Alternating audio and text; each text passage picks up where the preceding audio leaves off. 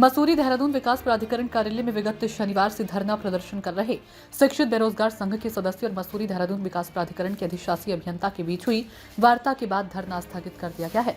विगत 1 वर्ष पूर्व दिए गए बयान पर कार्रवाई न होने और मसूरी देहरादून मार्ग पर जेपी बैंक के निकट बने एक होटल में अनियमितताओं को लेकर धरना प्रदर्शन कर रहे लोगों से 1 सप्ताह के भीतर कार्रवाई करने के आश्वासन के बाद धरना स्थगित हो गया। निर्माण किया गया, इसके बाद उनके द्वारा इसके खिलाफ विभाग में ज्ञापन दिया गया, जिस पर 1 वर्ष में कोई कार्रवाई नहीं हुई। आज अधिशासी अभियंता द्वारा होटल स्वामी के खिलाफ चालान की कार्रवाई की गई है। इसके बाद उनके द्वारा धरना स्थगित कर दिया गया। तो वहीं मसूरी देहरादून विकास प्राधिकरण के अधिशासी अभियंता आनंद वर्मा ने बताया कि भवन स्वामी के खिलाफ चालान की कार्रवाई कर वाद दायर कर दिया गया और अन्य प्रकरणों पर जांच की जा रही है। देखिए, विगत 1 वर्ष से यहाँ पर हमने ज्ञापन दिया था।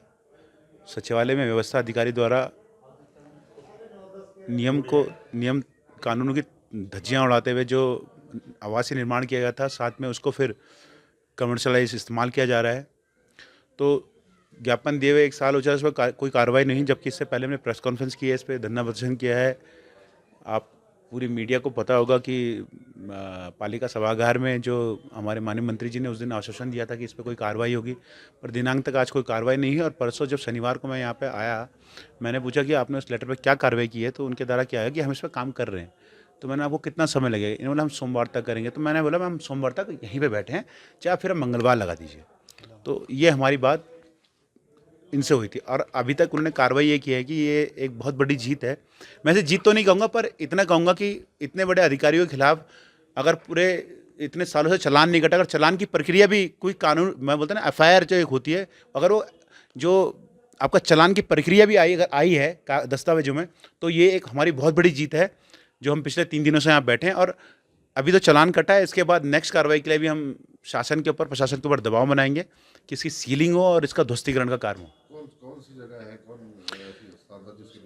देखिए, ये आप किंगरेक से नीचे जाएंगे जेपी बैंड पर ये निर्माण है, जिसमें कि हमें जो हमने आर्किटेक्ट हायर किया था, उसने हमें बताया था कि जो सारा का सारा नाला भी इन्होंने कब्जा किया है और जो बिल्डिंग है वो मानकों के आधार पे भी नहीं है। और क्योंकि ये चालान कटने के बाद कंपाउंड हुआ था, तो फिर इसमें दोबारा चालान की प्रक्रिया पर चलिए, जो भी है वो हमारे पक्ष में आया है कि हम यहाँ इतने दिन बैठे हैं और चालान की प्रक्रिया हुई है। आप संतुष्ट हैं?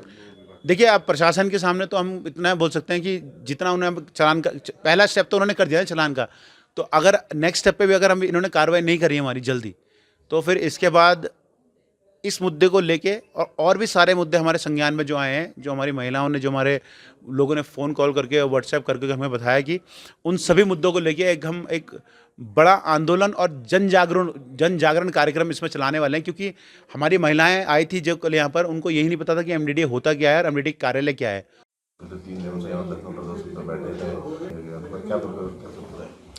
इसमें एक निर्माण था जो 2 तल उसने अतिरिक्त कर लिए हैं और वो पूर्व निर्मित है, प्रयोग में लाया जा रहा है। तो उसके खिलाफ जो है चालानी कार्रवाई करते हुए वाद योजित कर दिया गया है।